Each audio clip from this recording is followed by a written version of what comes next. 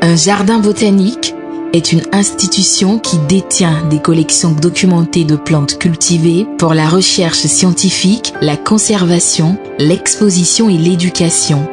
Avec son triple objectif d'ordre récréatif, éducatif et scientifique, nous semblons comprendre sa localisation au sein d'une institution de recherche qui est le CNF, entendant par cet acronyme le Centre national de floristique, lui-même situé au cœur de l'université Félix Houphouët-Boigny d'Abidjan Cocody. 2 jeunes étudiants nous y accueillent pour nous donner un avant-goût de cette découverte et témoigner de l'intérêt de leurs études en ce lieu. Premièrement, il y a l'existence même de ce centre, ce qui n'est pas commun dans tous les pays de l'Afrique de l'Ouest. Le simple fait même que ce centre existe m'a vraiment marqué. En plus de ça, le centre nous permet de mieux appréhender que ce soit les espèces végétales aussi bien que les insectes et tout ça. Donc tout ça, c'est la biodiversité et ça joue un rôle important en ce qui concerne les changements climatiques. Si je prends juste l'aspect des pluies, ici dans ce centre, on a pas mal d'arbres et cela est déjà très important. La sauvegarde de toutes ces espèces d'arbres contribue déjà largement à attirer la pluie, si je peux dire, en termes terre à terre. Donc l'existence du centre est vraiment très précieuse en ce qui concerne l'atténuation des effets du changement climatique. Depuis que je suis au CNF, j'ai constaté que nous avons une diversité de plantes ici au sein du centre. Toute la Côte d'Ivoire, le nord, le sud comme l'est, les plantes des villages se retrouvent ici. Donc pour connaître la biodiversité de la Côte d'Ivoire, on peut se rendre dans ce centre-là pour venir les étudier, pour les voir, pour les toucher, connaître l'histoire. Mais nous ne donnons pas l'ordre à la population de les récolter puisque nous voulons sauvegarder les plantes qui sont en voie d'extinction ici dans notre pays. Ce sont des espèces rares qu'on retrouve souvent un seul pied qu'on retrouve en Côte d'Ivoire. Nous les avons sauvegardés ici, les domestiquer, les multiplier pour pouvoir les réinsérer plus tard dans notre pays. Bâti sur une superficie de près de 11 hectares, ce jardin est un atout essentiel dans la conservation de la biodiversité. Composé d'une forêt secondaire en jachère, bien conservée, abritant diverses espèces fauniques, notamment les oiseaux, des chauves-souris, des écureuils, des escargots, des biches, des reptiles et diverses espèces floristiques, dont un arboretum aménagé, le jardin botanique du CNF non seulement sert de cadre écologique pour des activités de relaxation ou de visites scolaires dans un environnement naturel, mais participe également à l'étude de la botanique, de la taxonomie, etc. pour les étudiants ivoiriens, ouest-africains et internationaux, chercheurs et professionnels au regard de sa richesse naturelle. Il est l'un des plus grands jardins botaniques universitaires d'Afrique avec environ 750 espèces de plantes menacées ou en voie d'extermination, issues de diverses régions de la Côte d'Ivoire, de l'Afrique et du monde. Initié par l'ethnobotaniste, le professeur Laurent Akéassi, sa fille Emma Akéassi, elle-même botaniste, parle de la conception de ce patrimoine naturel. Il a eu l'idée de la création de ce centre pendant qu'il était chargé de mettre en place l'herbier au niveau du laboratoire de botanique. Et ça, c'était en 1964. Au départ, ce centre était occupé par un village à Thié qui s'appelait Abekwa. Il y avait le village et tout autour, il y avait une plantation de manioc. Donc, ils ont été obligés de tout déraciner pour mettre en place le jardin. Et au fur et à mesure qu'il faisait ses récoltes pour l'herbier, l'herbier, qu'est-ce que c'est? C'est une collection de plantes séchées. Il va en forêt en savane, il récolte les plantes et il vient les sécher, coller pour les classer dans ce qu'on appelle un herbier. Donc au fur et à mesure qu'il récoltait, il en profitait pour planter les échantillons au sein de ce jardin. Dominé par une végétation particulière de plantes exotiques, de plantes des régions forestières et des savanes africaines, le jardin botanique du CNF attire des visiteurs de partout dans le monde afin de les familiariser avec la nature et les sensibiliser sur l'importance de la biodiversité et surtout les amener à une prise de conscience de ces menaces éventuelles. Qu'ils soient étrangers ou autochtones, ils nous parviennent d'un peu partout, des écoles, des structures, etc. viennent visiter le jardin parce que désormais nous faisons ce qu'on appelle l'écotourisme dans ce jardin. C'est ainsi que nous avons identifié nos plantes pour que les personnes puissent s'approprier des noms scientifiques. Et à l'intérieur de la jachère, nous avons fait un sentier botanique sur lequel il y a des plantes étiquetées. Ça joue en même temps le rôle d'écotourisme et de sport.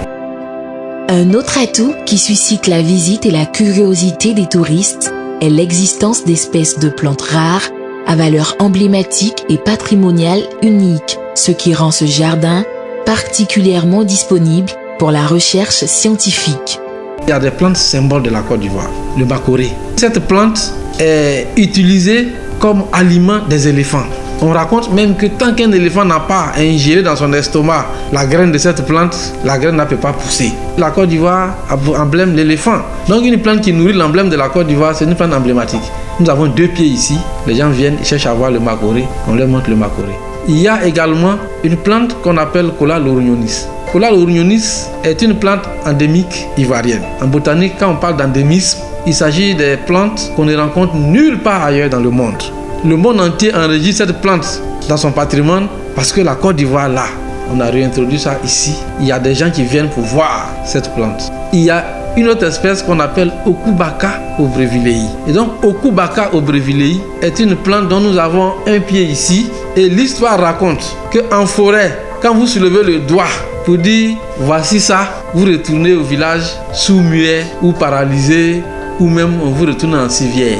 Donc nous avons un pied ici et beaucoup de touristes veulent voir cet arbre. Et comme l'histoire dit qu'on ne doit pas le pied quand on est dans les allées, pour ne pas se tromper, on met nos bras par derrière pour dire que cette plante elle attire beaucoup les regards des visiteurs. Aussi, ce jardin offre des possibilités d'exploitation horticole. Plusieurs espèces de plantes ornementales jonchent ce patrimoine botanique, rappelant le rôle joué par ces plantes dans le quotidien de chaque citoyen. Professeur Emma Ake révèle les différents aspects de ces plantes ornementales.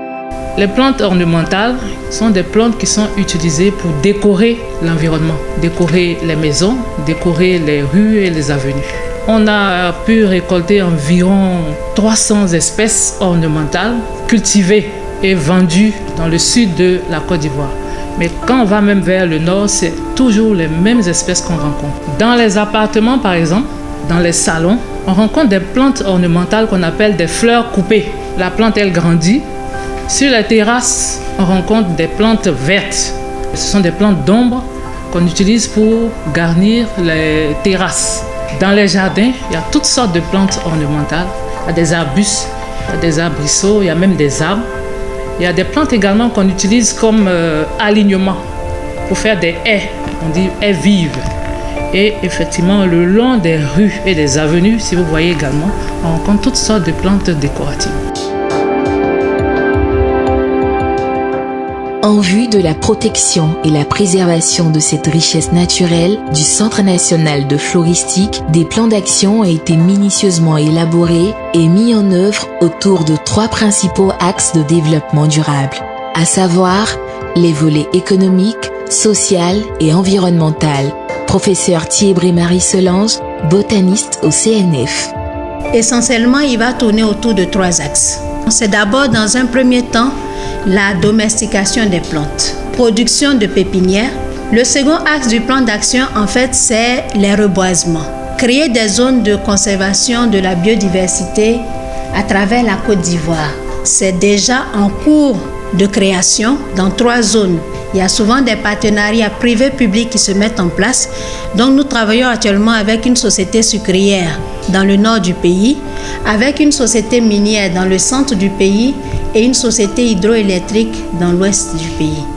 Donc l'idée, c'est de mettre en place des zones de conservation de la biodiversité enrichies en espèces patrimoniales. Une fois que ces espèces sont installées, quand elles vont produire des semences, avec l'aide des oiseaux et des chauves-souris, ils vont recoloniser la nature.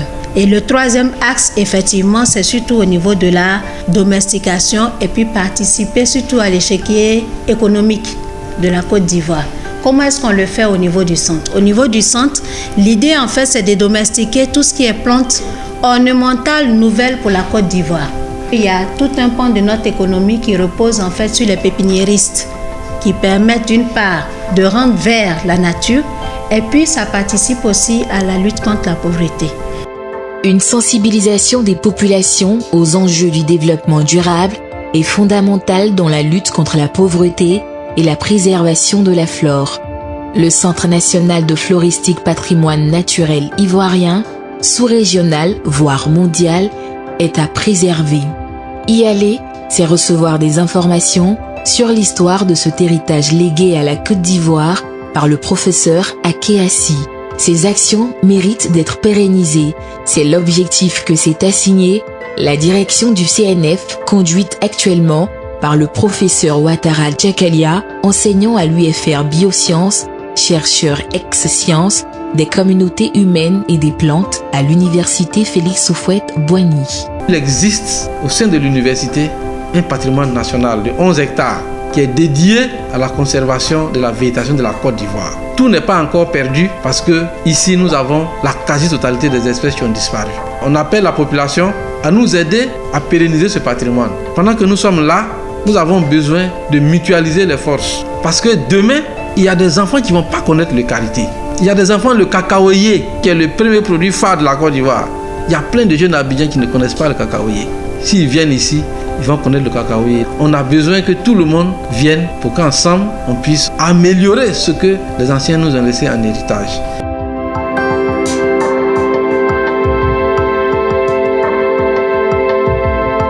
Le Centre national de floristique est un véritable conservatoire de plantes, une richesse, une fierté ivoirienne très utile à la population nationale et internationale.